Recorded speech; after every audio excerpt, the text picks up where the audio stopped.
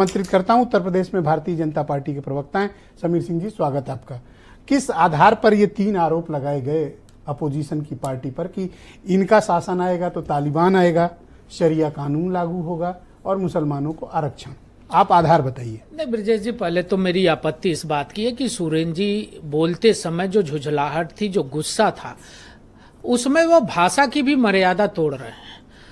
पागल खाना, मानसिक दिवालियापन, प्रधानमंत्री के बारे में, मुख्यमंत्री के बारे में इस तरह कहना, पागल खाने में जाए, कौन पागल खाने में जाएगा? ये उत्तर प्रदेश और देश ने बताया है। 14 में बताया, 19 में बताया, 17 में बताया, 22 में बताया, 24 में भी बताएगा कि पागल खाने की तरफ कौन जा रहा है।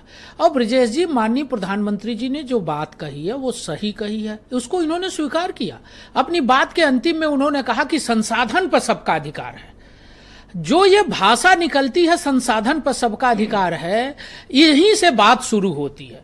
आप देखिए माननीय प्रधानमंत्री जी ने क्या कहा कि कभी भी उन्होंने अपने प्रधानमंत्री के 10 साल के कार्यकाल में उन्होंने नारा क्या दिया? सबका साथ, सबका विकास और सबका विश्वास। हम 125 करोड़ की बात करते हैं, माननीय प्रधानमंत्री जी ने कभी हिंदू मुसलमान की बात नहीं की। 125 करोड़ की बात की। 125 करोड़ में इस देश का वो नागरिक आता है जो भारत का नागरिक है, जो भारत में रहता है, वो सबकी बात करते हैं।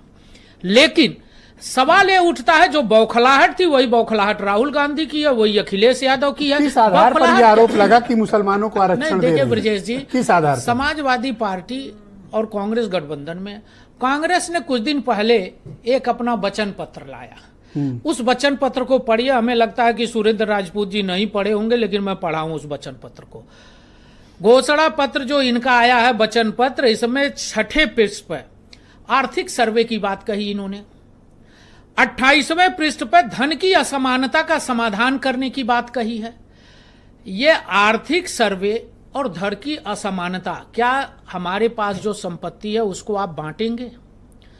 देखिए प्रधानमंत्री जी ने क्या कहा, अंतर है दोनों का। नहीं, आप आरक्षण वाले मुद्दा क्लियर करो। इन्होंने कहा कि दलित, पिछड़ा और आदिवासी। मैं आ रहा हूं ब्रजेश जी, मैं आ रहा हूं। इन्होंने संसाधन पर अल्पसंख्यकों की, आप वो बताएं सर। नहीं, मैं कह रहा हूं कि ये कह रहे हैं कि हम बांटेंगे। कहाँ कहा?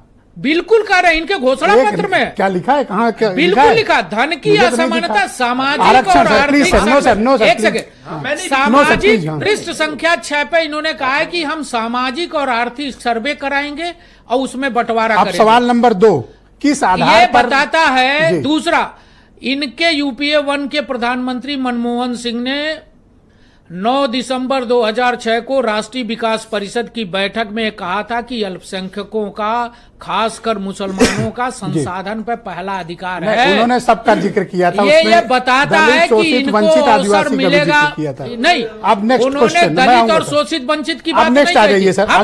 क्यों कह रहे हैं मुसलमानों का अधिकार है? किस आधार पर कहेंगे? बाबा साहब अम्बेडकर की बात को नहीं मानते? प्लीज शांत। आपका संविधान चलेगा, बाबा साहब अम्बेडकर का संविधान चलेगा देश के अंदर। दूसरा आरोप, और आप कहते हो कि आप संविधान बदलना चाहते हैं। आप सवाल लीजिए।